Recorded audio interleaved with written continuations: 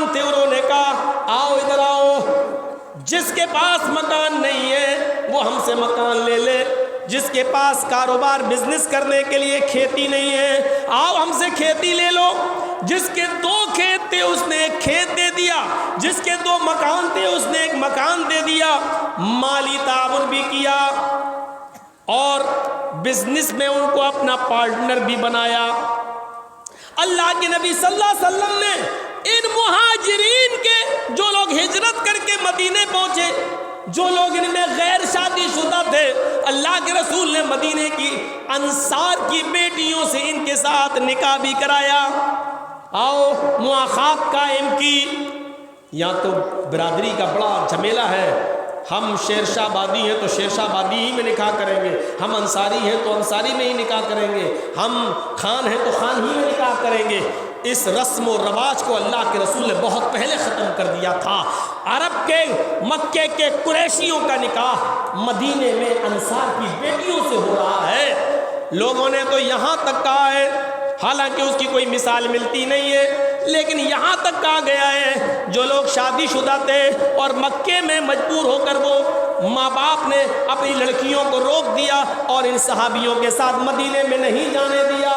مدینے میں نہیں جانے دیا، کہا نہیں میری بیٹی ہے، تمہاری بیوی ضرور ہے، تمہیں جانا ہو جاؤ، لیکن ہم اپنی بیٹی کو تمہارے ساتھ مدینے نہیں جانے دیں گے۔ یہ لوگ اپنی بیویوں کو مکہ چھوڑ کر مدینے کی طرف گئے، اپنی بیویوں کو چھوڑ کے مدینہ پہنچے تو مدینے کے انصاریوں نے یہاں تک کہہ دیا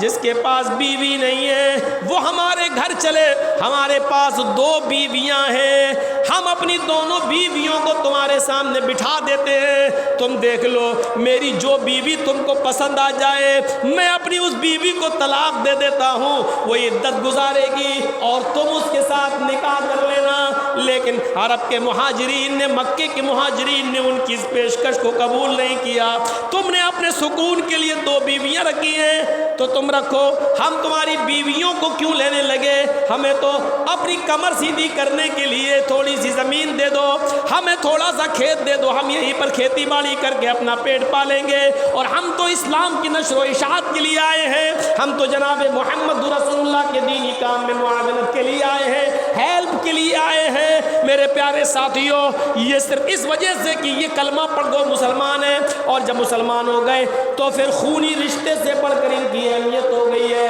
اب میرے سگے بھائی کی جو خونی رشتہ ہے، اب اس کی اہمیت اتنی زیادہ نہیں جتنی ایمانی، جس نے کلمہ پڑھ کر جو ہمارے مذہب میں آ گیا ہے اس کی حیثیت ہے، وہ ہمارا کلمہ گو بھائی ہے اور اس کی ہیلپ کی ذمہ داری ہماری اوپر ہے۔ اب اس کی تکلیف کو ہم اپنی تکلیف سمجھیں گے، اس کے درد کو ہم اپنا درد سمجھیں گے، اس کی پریشانی کو ہم اپنی پریشانی سمجھیں گے، تب تو ٹھیک ہے، ورنہ یاد رکھیے ہم معاشرے میں جانوروں کی طرح جی رہے ہیں۔ جیسے جانوروں کے سامنے چارہ ڈالو تو وہی بکری جو اپنے بچے کو دودھ پلاتی ہے، لیکن جب چارہ اس کے سامنے ڈال دیا جائے تو وہ اپنے بچوں کو بھی سینگ مار کے بھگاتی ہے اور خود سارا چارہ کھا لینا چاہتی ہے۔ ذرا تصور کیجیے آپ، ہم جس سماج میں رہ رہے ہیں، اگر ہمیں اپنے پڑوسی کی فکر نہیں ہے، ہمیں اپنے مسلمان بھائی کی فکر نہیں ہے، ساری دولت ہمیں مل جائے، سارا بزنس میں جو ہم کما رہے ہیں وہ ہمیں فائدہ ہو، ہمارے پڑوسی کو کچھ نہ ہو، تو آپ سمجھ لو کہ ہماری اور آپ کی زندگی انسانوں کی نہیں ہے، اسلامی نہیں ہے، جانور کی طرح ہم اپنے معاشرے میں رہ رہے ہیں۔ ہم جانور ہیں، اس سے بڑھ کر ہماری حیثیت کچھ نہیں ہے۔ جیسے جانوروں کو اپنے جانور کی فکر نہیں ہوتی ہے، اسی طریقے سے ہمیں بھی ایک انسان ہے، ہمیں اپنے بھائی کی فکر نہیں ہو رہی ہے،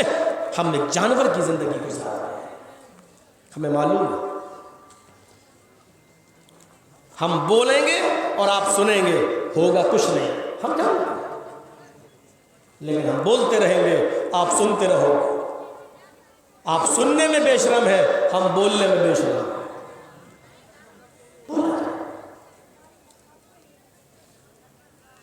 حالت بہت خراب ہے،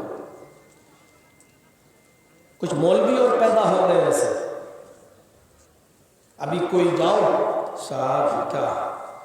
میری دکان تو چلتی ہے، نہیں چلتی، پڑوسی نے دکان کھول لی ہے۔ ہم مولانا صاحب نے کہا اچھا تو آپ کی بھی چلنی چاہیے نا، نا نا نا نا، میری تو چل رہی جیسی چل رہی ہے، میں چاہتا ہوں کہ اس کی دکان برباد ہو جائے۔ اب مولانا صاحب نے لکھا لمبا چوڑا نقش، کیا کر رات میں لے جا کر اس کی دکان کے باہر زمین میں تھوڑا سا گڈھا کھود کر گاڑ دینا۔ اچھا کیا ہوگا؟ کیا ہوگا؟ اس کی دکان کے کسٹمر ٹوٹ کر تیری دکان پہ آئیں گے، جب اس کی دکان پہ کسٹمر ہی نہیں جائیں گے تو اس کی دکان بند ہو جائے گی، اور کیا ہوگا؟ ہاں ٹھیک ہے، یہ صورت ہے۔ ہم اپنی خوشی سے، ہم اپنی پریشانی سے پریشان نہیں ہیں، یہ کیوں خوش ہے، اس کی دکان کیوں چل رہی ہے۔ ہمیں جناب محمد رسول اللہ کے انتقال کے بعد صحابہ کے زمانے میں ایک ایسا منظر ملتا ہے، ایک صحابی کی کپڑے کی دکان تھی، ادھر دیکھنا، پتہ نہیں آپ لوگوں نے بھی ایسے حساب سے جلسہ کرا کہ ادھر بھی لوگ ادھر بھی، کہاں کہاں نظر آئے۔ ایک صحابی کی کپڑے کی دکان ہے اور اس کے بغل میں ایک اور صحابی کی بھی کپڑے کی دکان ہے، وہ دونوں، یہاں دکانوں میں کیا ہوتا ہے، کلیہ چک میں جن کی دکان ہے وہ جانتے ہو،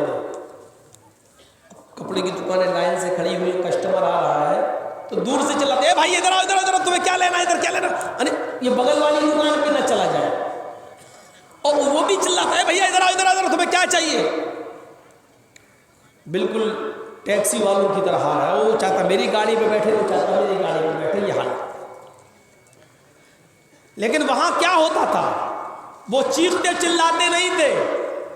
تمہاری قسمت میں جو رزق لکھا وہ تمہیں آج ملے گا، اور میری قسمت میں جو رزق لکھا ہے وہ ہمیں بھی ملے گا، وہ ہمیں بھی ملے گا۔ چلاتے نہیں تھے، چیختے نہیں تھے، کسٹمر آ رہا ہے کس کے پاس جائے گا یہ اللہ بہتر جانے، میرے پاس آئے گا تو ہم اس کو کپڑا دکھا دیں گے، تمہارے پاس آئے گا تو تم اس کو کپڑا دکھا دینا، یہ معاملہ تھا، چیختے چلا کر نہیں بلاتے تھے دونوں میں سے۔ ایک صحابی نے کپڑا بیچا، کسٹمر آیا کپڑا بیچا، ٹھیک چلا گیا، تھوڑی دیر کے بعد ایک اور کسٹمر آیا، اس نے بھی کپڑا بیچا، وہ بھی اسی دکان پر آیا اور اس نے دوسرا بھی کپڑا بیچ دیا،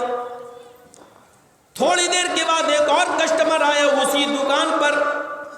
مالک نے مال دکھایا صحابی نے، اور وہ مال لے کر چلا گیا۔